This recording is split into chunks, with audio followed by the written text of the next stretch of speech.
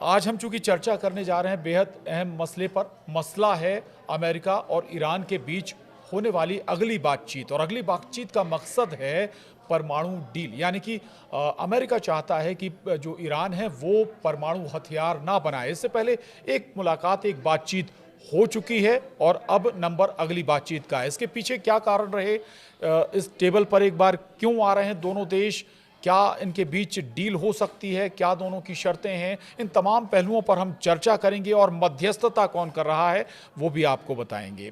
तो आनंद मेरे साथ हैं इस पर विशेष रोशनी डालने के लिए। डिटेल बताएंगे आपको कि कैसे और क्या क्या रणनीति हो सकती है, क्या इस बैठक का नतीजा हो सकता है। आनंद, ईरान और अमेरिका की बहुत महत्वपूर्ण बैठक है, होने जा रही है, बहुत सारी आशाएं भी हैं। लंबे समय से अमेरिका दबाव भी बना रहा था ईरान पर कि भाई आप परमाणु शस्त्र ना बनाएं, आप उसके लिए बहुत सारे प्रतिबंध भी लगाए गए ईरान पर। अब बैठक होने जा रही है, क्या बैठक से निकल सकता है, कैसे ये बैठक होने जा रही है? बिल्कुल, देखिए ओमान में ये पहली बैठक थी जो सफलतापूर्वक हुई है और दोनों देशों की तरफ से इसकी बैठक की प्रतिक्रिया भी आ गई है। दोनों देशों ने बोला है कि ये जो बैठक थी ये बैठक सफल रही है और इस बैठक को लेकर के ओमान को धन्यवाद भी दोनों देशों ने कहा है, किया है। और दरअसल ये बैठक जो हो रही थी ओमान में हो रही थी और ये बैठक की मध्यस्थता ओमान कर रहा था।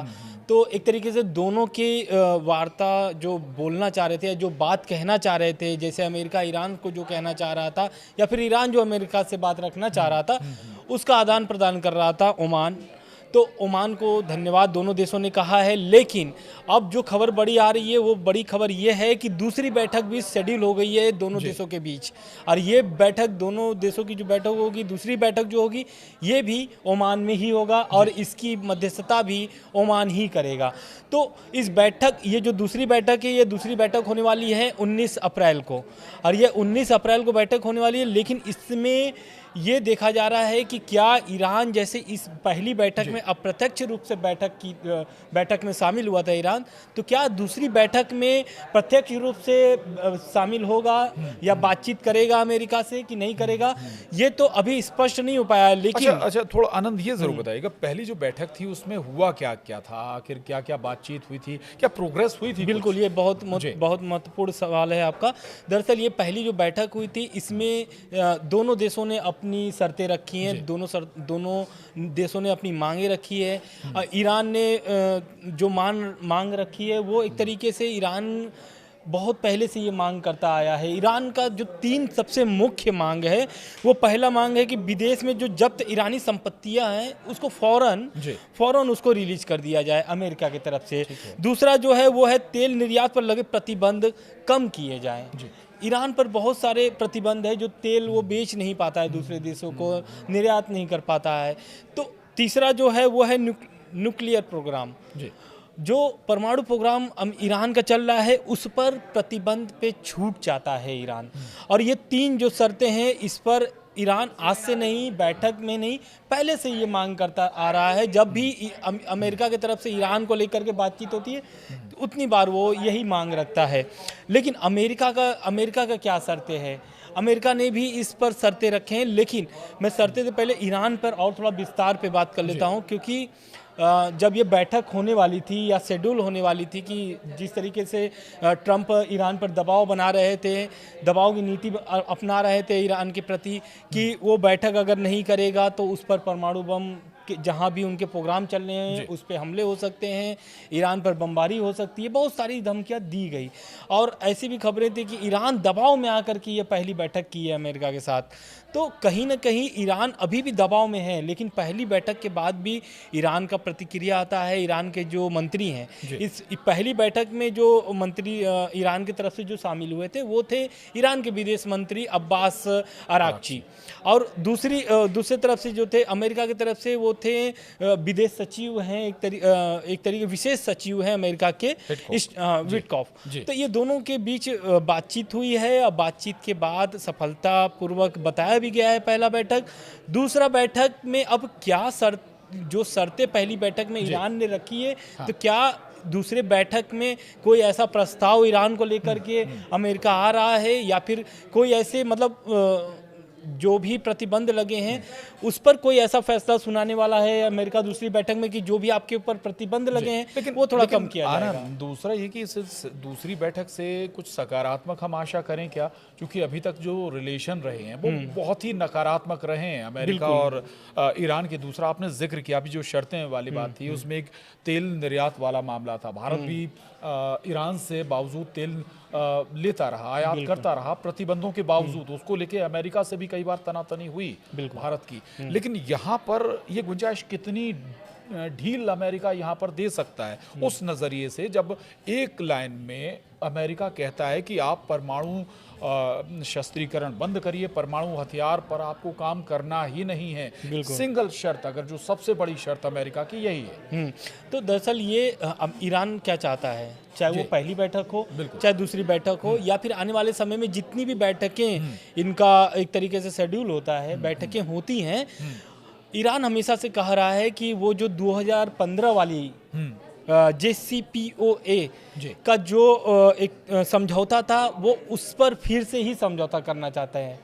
और ईरान क्या है कि वो JCPOA के तरफ जो समझौता था उससे थोड़ा अलग वो मॉडल लेकर के आए हैं समझौता वाला, और ईरान इससे हमेशा नकारता आया है। और ईरान का कहना है कि जो 2015 में बाइडन ओबामा की जो सरकार थी और जो प्रस्ताव लेकर के आए थे अमेरिका, ओबामा लेकर के आए थे 5 देशों के साथ, उस समय अमेरिका अकेले नहीं था, उस समय 5 देश थे अमेरिका के साथ, वो सभी देशों के साथ जो लेकर के प्रस्ताव आए थे, ईरान चाहता है कि वो जो भी बैठक होगा वो JCPOA के समझौते पर ही बातचीत करे फिर से।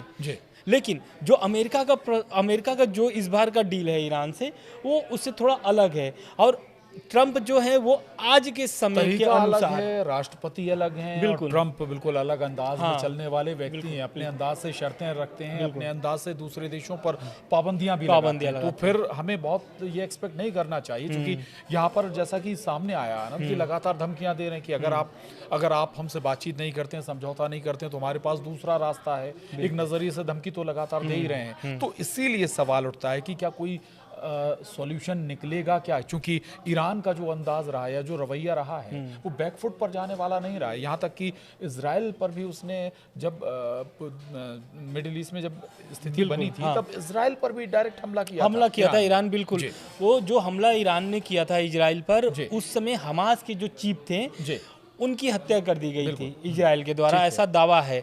और उसके मरने के बाद, उसकी हत्या के बाद ईरान डायरेक्ट हमला बोलता है इजराइल पर, और बहुत सारे मिसाइल, लगभग हमको लग रहा है कि जो खबरें उस समय थी उस समय के अनुसार लगभग 200 मिसाइलें दाग दी थी ईरान ने इजराइल पर। उसका इजराइल ने प्रतिक्रिया भी दिया था। लेकिन अब ईरान जो है इजराइल से नहीं अमेरिका से अभी समझौता चाहता है, और समझौता ये चाहता है कि पहले जो मेरी स्थिति बिगड़ी हुई है, आर्थिक स्थिति, उसको एकदम ठीक किया जाए। क्योंकि आर्थिक स्थिति में क्या होता है कि उनके ऊपर बहुत सारे वित्तीय पाबंदी लगी हुई हैं, जिससे बहुत सारे देशों से, ऐसा नहीं है कि अमेरिका अकेले लगाए, अमेरिका से जितने जुड़े हुए दोस्त हैं, यानी अमेरिका के जितने भी जुड़े हुए दोस्त हैं, वो भी वही अपनाते हैं जो अमेरिका अपनाता है ईरान के प्रति। तो कहीं ना कहीं, और इस बैठक के बाद भी ईरान के बहुत सारे ऐसे अधिकारी हैं जो ईरान के सुप्रीम लीडर हैं आयतुल्लाह अली खमनेई से उन्होंने एक तरीके से चेताया है कि ईरान और अमेरिका की जो भी बैठक हुई है, भले अमेरिका बोलता है कि सफलतापूर्वक बैठक है, लेकिन अमेरिका पे विश्वास अभी उतना नहीं किया जा सकता है जितना किया जा रहा है। लेकिन दूसरी जो बैठक है 19 अप्रैल को, दूसरी जो बैठक है उसमें दोनों देशों की तरफ से ये ऐसा जताया जा रहा है कि कुछ परिणाम ऐसे निकल करके आएंगे जो दोनों देशों के लिए बहुत बेहतर होने वाले हैं। अच्छा, दूसरा एक चीज़, क्या वाकई खामनेई इस डील के पक्ष में है? दूसरा थोड़ा सा समझाइएगा। एक तरफ अमेरिका और उसके साथी देश हैं, दूसरा ईरान और रशिया को भी हम इसमें ला सकते हैं क्या? भाई कुछ जो बड़े देश हैं, बड़ी कंट्री हैं, वो ईरान के भी सपोर्ट में, उन बैकअप के लिहाज से भी कोई डिसीजन अगर लेगा तो ईरान? बिल्कुल, देखिए खामनेई इसके पक्ष में नहीं रहे हैं और अब भी नहीं है, लेकिन बहुत सारे दबाव की नीति है ट्रंप की, उस कारण से उन्होंने बोला कि ठीक है, अमेरिका को एक मौका दिया जाता है, यानी अमेरिका के साथ एक बैठक की जाती है, और वो पहली बैठक होती है सफलतापूर्वक होती है।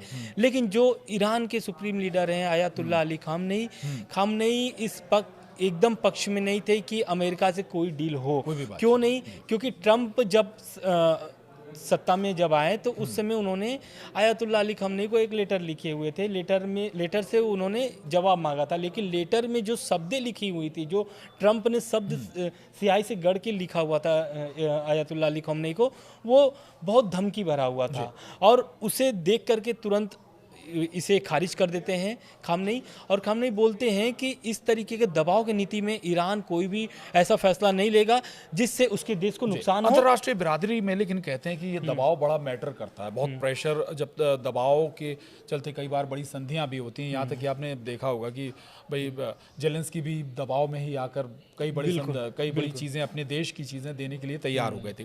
तो यहाँ पर कितनी गुंजाइश बनती है हमारे लिए?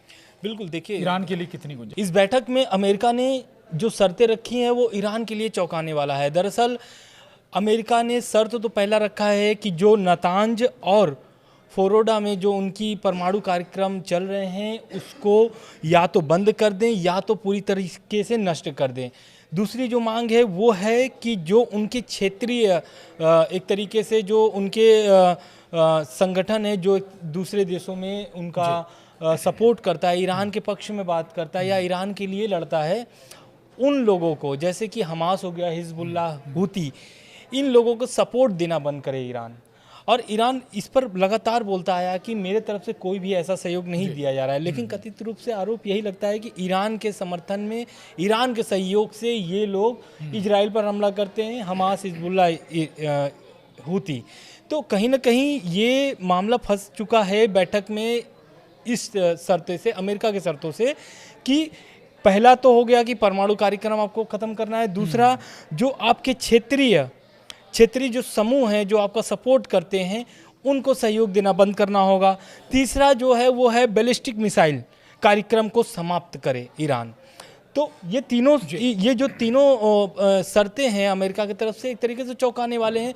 इन्हीं सब शर्तों को लेकर के आयतुल्लाह अली खamenei ने, ऐसी खबरें आ रही हैं कि आयतुल्लाह अली खamenei ने अपनी सेना को अलर्ट मोड पर रख दिया है। इसी में सवाल उठता है कि आखिर ये शर्त क्यों ईरान से कि भाई बैलिस्टिक मिसाइल आप ना बनाएं? बहुत सारी कंट्रीज बना रही हैं, इंडिया ने भी बनाई बैलिस्टिक मिसाइल और नंबर ऑफ कंट्रीज बना रही हैं, तो फिर केवल ईरान से इतना प्रेशर क्यों अमेरिका का? वजह क्या है? वजह यही है कि जो वो मांग रखा था, दूसरी जो मांग थी कि जो आप अपने क्षेत्रीय संगठनों को जो सहयोग करते हैं उसे न करें, क्योंकि अमेरिका उन सभी संगठनों को आतंकवादी घोषित कर दिया है। और अगर अमेरिका, ईरान के पास परमाणु हथियार लग जाते हैं, हाथ लग जाते हैं, तो उनके पास भी जा सकते हैं। बिल्कुल उनके पास भी जाने का खतरा हो सकता है और उससे सबसे ज़्यादा अगर किसी को नुकसान होगा तो वो होगा इजराइल को। तो ट्रंप नहीं चाहते या फिर अमेरिका नहीं चाहता है कि ईरान कभी भी परमाणु शक्ति बन पाए। ये सब मांग को लेकर के, और ईरान भी अभी अलर्ट मोड पर है। ईरान की जो सेना है वो एकदम अलर्ट मोड पर तैयार हो गई है, क्योंकि इस पर क्या बोलते हैं, ट्रंप का भी धमकी आ चुका है कि अगर आप इस वार्ता को जारी नहीं रखते हैं या वार्ता सफल नहीं करते हैं तो हमला होगा। और किसके नेतृत्व में होगा? गए थे अमेरिका, नेतन्याहू अमेरिका गए थे, तो उसी समय ट्रंप का ऐसा बयान था कि अगर वार्ता सफल नहीं होगी तो दोनों के बीच, मतलब ईरान से अमेरिका और इजराइल की लड़ाई या फिर युद्ध एक तरीके से शुरू हो जाएगी। और किसके नेतृत्व में शुरू होगी? इजराइल के नेतृत्व में ये लड़ाई शुरू की जाएगी। तो कहीं ना कहीं इजराइल बैकअप होगा अमेरिका का। बिल्कुल। दूसरा एक चीज और अभी जो बात हो रही थी, चूंकि अमेरिका की बात आई है आनंद, तो फिर अमेरिका लगातार ये कहता रहा कि वो अप्रत्यक्ष बात नहीं करेगा, लेकिन अब मस्कट में ओमान मध्यस्थता कर रहा है, ये स्थिति बनी कैसे? बिल्कुल, देखिए ये तो बैठक के पहले शर्त रखे थे ट्रंप ने कि मैं सीधी बातचीत ईरान से करना चाहता हूं, कोई भी ऐसी मध्यस्थता मैं नहीं स्वीकार करूंगा जो ईरान और अमेरिका के बीच में आता है। लेकिन ईरान इससे एकदम सिरे से खारिज कर देता है और बोलता है कि अगर अमेरिका बातचीत करना चाहता है तो उसे मध्यस्थता यानी कि ओमान को बीच में लेके आना पड़ेगा। और इसे कहीं ना कहीं जा करके अमेरिका को झुकना पड़ा है, मतलब एक तरीके से स्वीकार करना पड़ा है। माफ कीजिएगा, ईरान की एक बात तो मान ली गई, ईरान की इस बात को माना गया है अमेरिका की तरफ से, और मध्यस्थता में लाया गया है ओमान को। और ओमान भी भूमिका बहुत अच्छे, पहली बैठक में बहुत अच्छी भूमिका रही है ओमान की। दोनों की जो वार्ता आदान प्रदान करने की जो बातचीत थी वो आदान प्रदान कर रहा था ओमान। तो अब ये जो पहली जो शर्त थी वो तो एकदम सिरे से खारिज हो गया और अमेरिका को स्वीकार भी करना पड़ा ईरान की बातें। तो कहीं ना कहीं ये झटका तो है, लेकिन आप जो शुरू में बोल रहे थे कि अंतर्राष्ट्रीय परमाणु एजेंसी का जो दावा है कि ईरान परमाणु बम हासिल कर सकता है और ऐसी बैठकें चल रही है, तो क्या मतलब कि ईरान करेगा अगर उसके पास परमाणु बम है तो?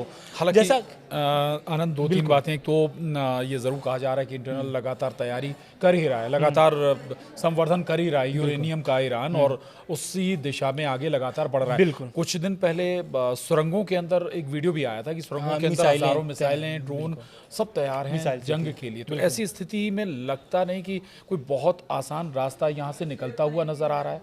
बिल्कुल, देखिए रास्ता तो निकलता हुआ नजर नहीं आ रहा है, लेकिन अमेरिका और ईरान दोनों जानते हैं। ईरान, जैसा कि आपने जिक्र किया मिसाइल सिटी, उसको वो टैगलाइन दिया था ईरान ने कि मिसाइल सिटी, और उसमें दोनों अधिकारी थे, वो थे IRGC के भी अधिकारी थे और ईरान के सैन्य अधिकारी भी थे, दोनों ही शामिल थे। उस एक तरीके से जो आर्मी जीप होती है उस पर वो लोग निरीक्षण कर रहे थे पूरे मिसाइल सिटी का। ये तो मिसाइल सिटी की बात हो गई। ईरान पूरी तैयारी में है अमेरिका से लड़ाई करने के लिए। दूसरी बात जो बहुत इंपॉर्टेंट है वो इसी बैठक से जुड़ी हुई है, ये लास्ट है इंफॉर्मेशन।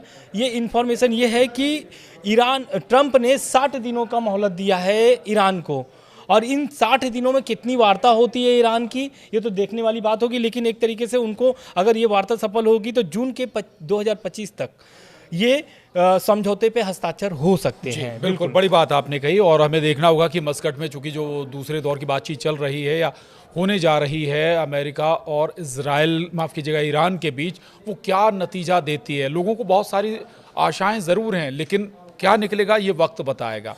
आज की इस चर्चा में इतना ही। धन्यवाद।